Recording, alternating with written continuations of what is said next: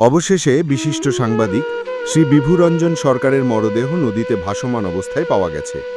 উল্লেখ্য, ৭১ বছর বয়সী শ্রী বিভুরঞ্জন চাকরি করেন আজকের পত্রিকায়। এর বাইরে বিভিন্ন সংবাদ মাধ্যমে নিয়মিত কলম লেখেন। bdnews24.com-এর মতামত পাতাতেও তিনি লেখেন। পরিবার জানিয়েছে, বৃহস্পতিবার সকালে বাসা থেকে অফিসে যাওয়ার উদ্দেশ্যে বের হন বিভুরঞ্জন। শুক্রবার সকালেও তিনি ফেরেননি। মোবাইল ফোনটি তিনি বাসায় রেখে গেছেন। কারো কাছে তার সম্পর্কে কোনো তথ্য না পেয়ে বৃহস্পতিবার রাতে রমনা থানায় সাধারণ ডায়েরি করেন তার ছেলে ঋত সরকার।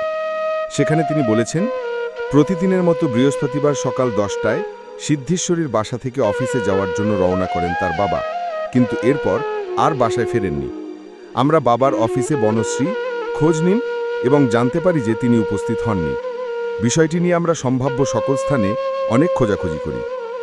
অবশেষে আজ শুক্রবার বিকেলে মুন্সিগঞ্জ জেলার মেঘনা নদীর গজারিয়ার কালাগাছিয়ার এলাকার চর বলাকিয়ায় তার মৃতদেহ ভাসতে দেখা যায়। খবর পেয়ে নৌ পুলিশ মরদেহটি উদ্ধার করে। পরে সন্ধ্যায় তার মরদেহ ময়নাতদন্তের জন্য মুন্সিগঞ্জ জেনারেল হাসপাতাল মর্গে প্রেরণ করা হয়েছে বলে পুলিশ জানিয়েছে।